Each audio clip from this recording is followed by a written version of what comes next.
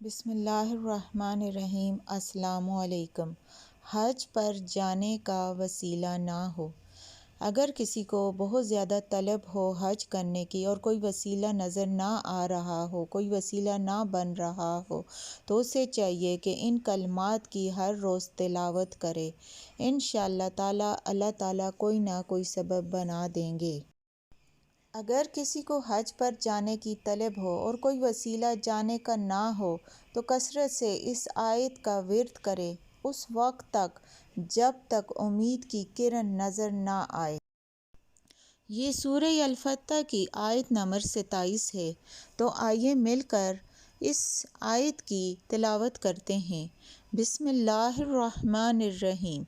لقد صدق اللہ رسولہ الرؤیا بالحق لتدخلن المسجد الحرام ان شاء اللہ آمنین محلقین رؤوسکم ومقصرین لا تخافون فعلم ما لم تعلموا فجعل من دون ذلک فتحا قریبا۔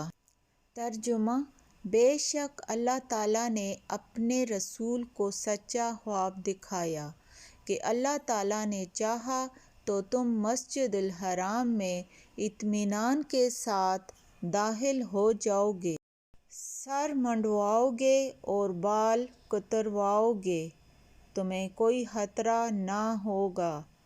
اور اللہ کو معلوم تھا جو کچھ تمہیں معلوم نہ تھا، پھر اس نے فتح مکہ سے پہلے ہی ایک فوری فتح دے دی، یعنی فتح خیبر۔